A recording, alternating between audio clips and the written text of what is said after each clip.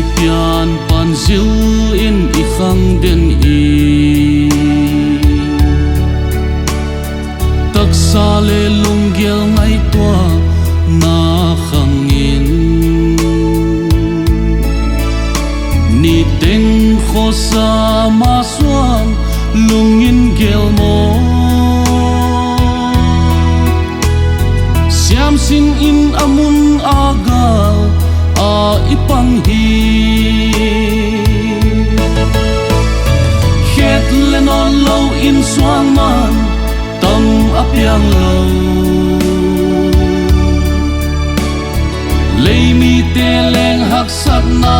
le thoang na lo in lung boy na le it na le pil na kita sam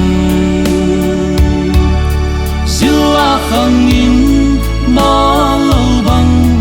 kal suang zel ni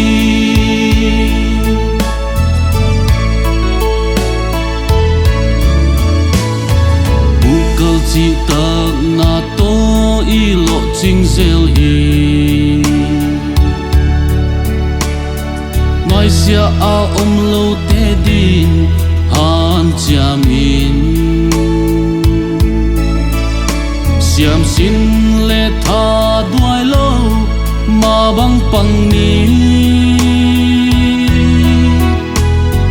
tung thian mang khotwa na khut in hon zui hen het lenon lo in swang man tâm apiang lo lấy mi te leng hak sat na le thoang na lo in lung boy na le it na le pil na kita sam khangin ma lo bang kal suang zel ni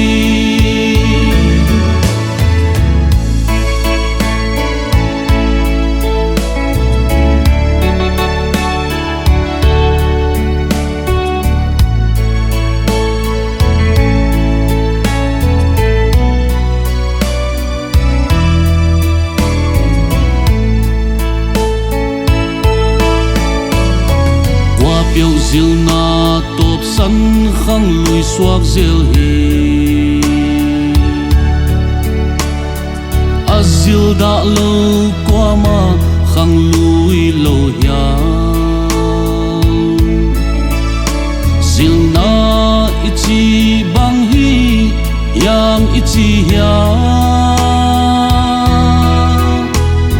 thelo te thinwa ma pan lạc na a hi het lenon lo in swang man tâm apiang lo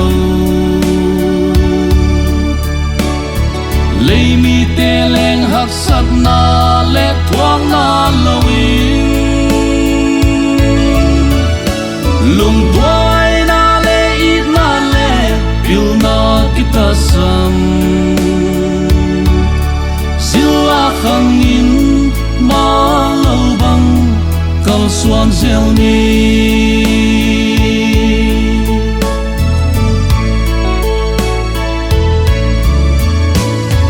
hinding dan thei siami khandong no lo sil a thei siam in go bang pun na vom gelo in tu le voi i hun hong bei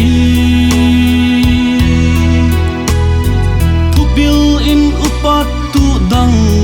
ka eng chi hi het lenon lo in swang man tâm apiang lo lấy mi te leng hak sat na le thoang na lo in lung boy na le it na le pil na kita sam sila khangin ma kal suam zel ni lung boy na le it na le pil na kita sam sila khangin ma lo bang kal suam zel ni